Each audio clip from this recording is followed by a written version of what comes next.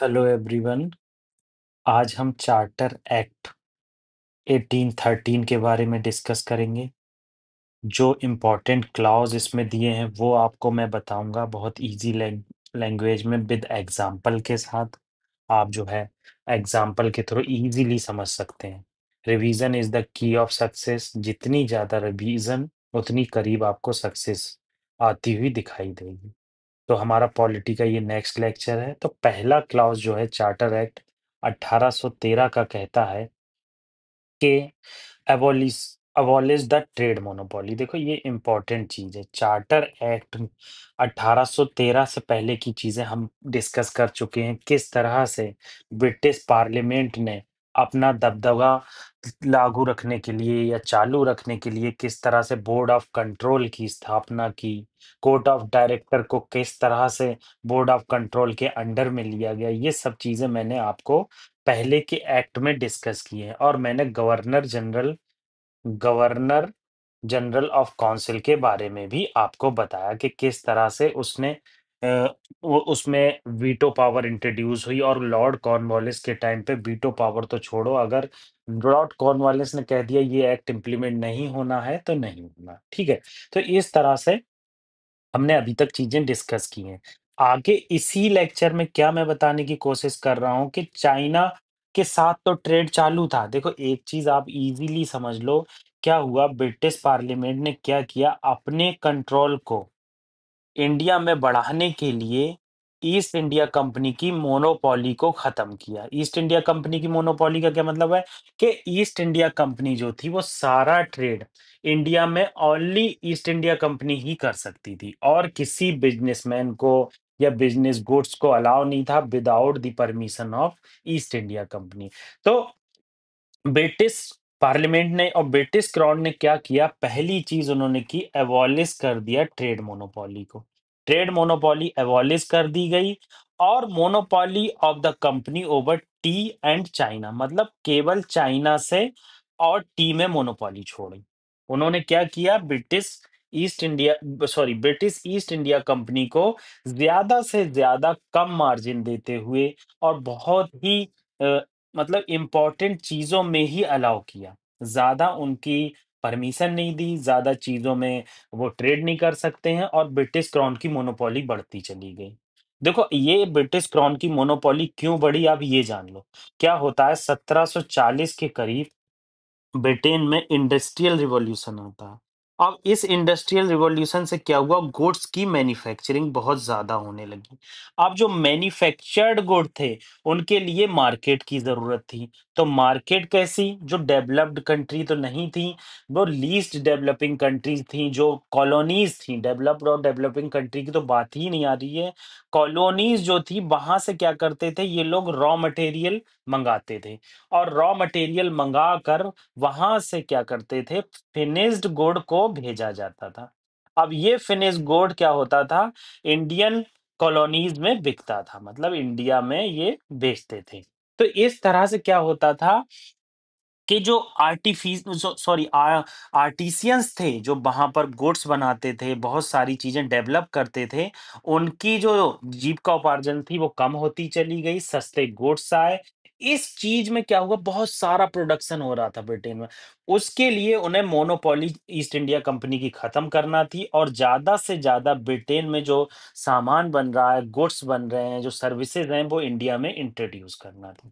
तो पहला पॉइंट हमने पढ़ लिया कि ब्रिटिश ईस्ट इंडिया कंपनी की मोनोपोली को अबॉलिश कर दिया गया, और केवल चाइना से और टी में ट्रेड की मोनोपोली को रहने दिया गया। नेक्स्ट क्या है कि सॉवरेनिटी ऑफ ब्रिटिश क्राउन। मैंने आपको पहले ही बताया कि किस तरह से ब्रिटिश क्राउन ने अपनी सॉवरेनिटी को इंट्रोड्यूस किया। ज्यादा से ज्यादा चीजें ब्रिटिश क्राउन की मानी गई। Board of control full British crown के कब्जे में आ गया, और कंपनी को जो मार्जिन दिए जा रहे थे वो धीरे धीरे कम होते चले गए। ये इंपॉर्टेंट चीज है जो मैं ये बता रहा हूँ आपको। क्रिश्चियन मिशनरीज क्या होता है, इसमें यूपीएससी पूछती है। आप बताइए कि क्रिश्चियन मिशनरीज को कौन से एक्ट के थ्रू इंडिया में इंट्रोड्यूस किया गया। तो आपको एक 1813-33 का एक्ट दे देंगे और एक 1813 का एक्ट दे देंगे। ठीक है। तो आपको बताना होगा कि किसमें क्रिश्चियन मिशनरीज को इंडिया में अलाउ किया गया। तो ये 1813 का एक्ट था, जो क्रिश्चियन मिशनरीज थे वो अपने धर्म का प्रचार प्रसार कर सकते थे, लोगों को एनलाइटेंड कर सकते थे। तो ये बहुत ही इंपॉर्टेंट क्लॉज है, ये आप याद रखना। एक पहला क्लॉज आपको याद रखना ही रखना है, एक थर्ड क्लॉज आपको याद रखना ही है। आगे क्या किया, वेस्टर्न एजुकेशन के लिए इन्होंने 1 लाख रुपीज देना स्टार्ट किए। देखो क्या हुआ, इससे पहले एक डिबेट चल रही थी एंग्लिसिस्ट में और वर्सेस ओरिएंटलिस्ट में। एंग्लिसिस्ट कह रहे थे इंडिया में इंग्लिश इंट्रोड्यूस होना चाहिए, ओरिएंटलिस्ट कह रहे थे इंडिया में ये वर्नाकुलर लैंग्वेज होना चाहिए, मतलब इंडियन लैंग्वेज को प्रमोट करना चाहिए। मगर ऐसा नहीं हुआ, एंग्लिसिस्ट की बात मानी गई और ज्यादा से ज्यादा इंग्लिश एजुकेशन को बढ़ावा दिया गया, कोड पैंट सिस्टम को बढ़ावा दिया गया, जिससे ब्रिटिश गुड्स की बिकवाली तो ज्यादा से बड़े ही बड़े, उसके अलावा जो हमारे स्लेव सिस्टम है उसमें भी ग्रोथ मिले, ज्यादा से ज्यादा हम लोगों के चाहने वाले लोग इंग्लिश बोले, हमारा कहना माने, इस तरह की बात हुई। Local government authorise India impose taxes on person they could punish a person not paying tax. अब क्या हुआ, लोकल, जो लोकल गवर्नमेंट थी, मान लो विलेज लेवल पे कोई गवर्नमेंट है, मान लो ये विलेज है और यहाँ पर सॉरी, यहाँ पर कोई विलेज है, तो इस विलेज में क्या है कि टैक्सेस का अधिकार केवल ब्रिटिश क्राउन को था, मतलब ब्रिटिश ईस्ट इंडिया कंपनी ही टैक्सेस कलेक्ट करती थी। मगर धीरे धीरे टैक्सेस को रिलैक्स किया गया, अब लोकल अथॉरिटी को परमिशन दी गई कि आप टैक्स कलेक्ट कर सकते हैं। मगर ये जो है आपको दिख रहा है इस क्लॉज में, मगर ऐसा रियल में नहीं हुआ था। ब्रिटिश जो ईस्ट इंडिया कंपनी थी वो अभी भी अपने स्टेक छोड़ नहीं रही थी बहुत जगह।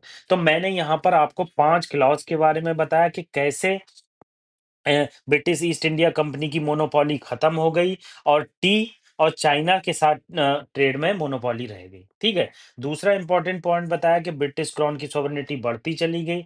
तीसरा, क्रिश्चियन मिशनरीज को ज्यादा से ज्यादा अलाउ किया गया। वेस्टर्न एजुकेशन को ज्यादा से ज्यादा स्प्रीड किया गया ताकि ज्यादा से ज्यादा लोग हमारी इंग्लिश एजुकेशन में आए और ज्यादा से ज्यादा लोग स्लेवरी की तरफ बढ़े और हमारा कहना माने। चौथा, कि लोकल अथॉरिटी को टैक्स कलेक्ट करने की अथॉरिटी दी गई, मतलब आप अथॉराइज्ड हो कि टैक्स कलेक्ट कर सकते हो। तो 3 क्लॉज, 4-5 क्लॉज हमने डिस्कस किए। अब इससे रिलेटेड प्रीलिम्स के क्वेश्चन देख लेते हैं, जिससे आपका क्लियर हो जाएगा कि क्वेश्चन किस तरह से आता है। और क्वेश्चन जब हम कर लेते हैं तो हमें जो लेक्चर हमने अटेंड किया है वो क्लियर हो जाता है, उसमें क्या-क्या चीज़ें याद रखना है। देखो क्वेश्चन कह रहा है with reference to charter act 1813 consider the following statement, which of the above statement is correct. इसको हाइलाइट कर लेते हैं क्योंकि कभी-कभी ये नॉट करेक्ट भी पूछता है। पहला क्या है क्लॉज, पहला पॉइंट क्या है, it ended the trade monopoly of east India company in India including trade with China. आपको बता दिया कि चाइना में से मोनोपोली रह गई थी, उसको हटाया नहीं गया था। तो ये क्लॉज, ये सॉरी, एक पहला स्टेटमेंट गलत हो जाता, तो पहला गलत, तो ये आपका आंसर तो वैसे ही आ गया। मगर हम अदर स्टेटमेंट पढ़ लेते हैं। It allowed Christian missionaries to legally propagate their religion in British India, बिल्कुल सही। इंडिया की कॉलोनीज में अलाउ किया गया कि आप कभी भी कहीं भी क्रिश्चियनिटी को प्रमोट कर सकते हो, लोगों को कन्वर्ट करा सकते हो। It promote the allocation of fund for promoting education India, बिल्कुल सही। हमने देखा कि 1 लाख रुपीज कैसे अलाउ किए गए कि इंग्लिश एजुकेशन आप ज्यादा से ज्यादा सीखें। तो ठीक है, तो यहाँ पर 2 और 3 एकदम राइट हो गए। अगला क्वेश्चन क्या है, देखो यहाँ पर मैंने इसका वो ये भी प्रोवाइड किया है आपको कि आंसर क्या होगा। देखो मोनोपोली उसकी एक्सेप्ट चाइना और टी में थी, हमने डिस्कस किया था। क्रिश्चियन मिशनरीज को ला गया 1 lakh rupees per annum, promotion of education in India, ठीक है, ये प्रमोट किया है। अब नेक्स्ट देख लो, नेक्स्ट में क्या है, which of the following direct political implication of charter act 1813। Charter act 1813 का, सॉरी, चार्टर एक्ट 1813 का डायरेक्ट पॉलिटिकल इम्प्लीकेशन क्या पड़ा। तो आप देखो, पहला, it authorise the crown to appoint governor general for all the British India, बिल्कुल गलत, ऐसा कुछ नहीं था। It introduce the system of open competition in civil services, ये भी बिल्कुल गलत है। बहुत बाद में ये सिविल सर्विसेज के लिए ओपन कंपटीशन अलाउ हुआ 1857 के बाद। It assert the sovereignty of British crown over Indian territory held by company, बिल्कुल सही, ये बिल्कुल राइट पॉइंट है। It created a board of control, board of control बहुत पहले ही बन गया, तो ये गलत हो गया। आप इसका आंसर देख लो, ये बता एक्सप्लेनेशन। ए रॉन्ग क्यों है? Governor general of India post come in 1813, 1833 act, 1833 act, not 1813, बिल्कुल सही, बहुत अच्छा पॉइंट है, इसे आप रट लेना बिल्कुल, कि किस एक्ट में सॉवरेनिटी दे दी गई ब्रिटिश क्राउन को कि वो अपॉइंट उन अपना मनमाना करेंगे, किसी का सजेशन नहीं लिया जाएगा, बोर्ड ऑफ कंट्रोल का सजेशन नहीं लिया जाएगा, कोर्ट ऑफ डायरेक्टर का सजेशन नहीं लिया जाएगा, ठीक है। बी रॉन्ग है क्योंकि हमने देखा सिविल मकॉले ने 1853 के रिफॉर्म के बाद आया, बिल्कुल सही, ठीक है। डी रॉन्ग है क्योंकि board of control Pitt's India act से इंट्रोड्यूस किए गए थे। और सी तो करेक्ट बता ही दिया कि ब्रिटिश क्राउन ने अपनी सॉवरेनिटी को कैसे इंट्रोड्यूस किया इंडिया में। तो मैंने ये 1813 का चार्टर एक्ट डिस्कस किया जो हर 20 साल बाद आता था, जिसे हम चार्टर एक्ट कहते थे। आपको एक एक पॉइंट बताया, कोई प्रॉब्लम है कमेंट बॉक्स में बताइए। जितनी ज्यादा रिवीजन उतनी करीब सक्सेस।